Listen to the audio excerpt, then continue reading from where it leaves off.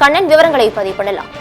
பவித்ரா, சென்னை வளசரவாக்கத்தில் நகைச்சுவை நடிகரான கஞ்சா கருப்பின் இல்லம் உள்ளது. அவர் வாடகைக்கு குடியிருந்து வரக்கூடிய நிலையில் அவருக்கும் அந்த வீட்டின் உரிமையாளருக்கும் இடையே வாடகை பிரச்சனை இருந்ததாக கூறப்படுகிறது. இந்த சூழ்நிலையில் அவரது வீட்டில் இருந்த ஆதார் அட்டை மற்றும் கலைமாமணி விருது, 1.5 லட்சம் ரூபாய் பணம் ஆகியவை காணாமல் போய்விட்டது என்றும் இதற்கு வீட்டு உரிமையாளர் தான் பொறுப்பு, அவர்தான் எடுத்திருக்க கூடும் என்ற சந்தேகத்தின் அடிப்படையில் வளசரவாக்கம் காவல் நிலையத்தில் அவர் புகார் அளித்திருக்கிறார். இந்த புகாரின் அடிப்படையில் கஞ்சா கருப்பின் இல்லத்திற்கு வந்த வளசரவாக்கம் காவல்துறையினர் அங்கு சோதனை நடத்தினர். அப்போது வீட்டில் உள்ள முக்கிய பொருட்களான அவருக்கு தமிழக அரசின் சார்பில் வழங்கப்பட்ட அந்த கலைமாமணி விருது காணாமல் போனது அவரை மனதை மிகவும் பாதித்திருக்கிறது. இதே போல வீட்டில் இருந்த சுமார் 1.5 லட்சம் ரூபாய் ரொக்க பணமும் காணவில்லை என்று கூறியிருக்கிறார். இது தவிர ஆதார் கார்டு, ரேஷன் கார்டு உள்ளிட்ட முக்கிய ஆவணங்களும் காணவில்லை என்று அவர் காவல்துறையினரிடம் கதறி புகாரை தெரிவித்திருக்கிறார்.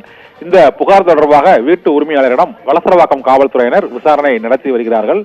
உண்மையிலேயே இந்த பொருட்கள் காணாமல் போனதா அல்லது வீட்டு உரிமையாளர் எடுத்து வைத்து அவரை வாடகை கொடுக்குமாறு மிரட்டுகிறாரா என்பது குறித்து காவல்துறையினர் இரு தரப்பிலும் விசாரித்து நடவடிக்கை எடுக்கப் போவதாக காவல்துறை தரப்பில் தெரிவிக்கப்பட்டிருக்கிறது. பவித்ரா.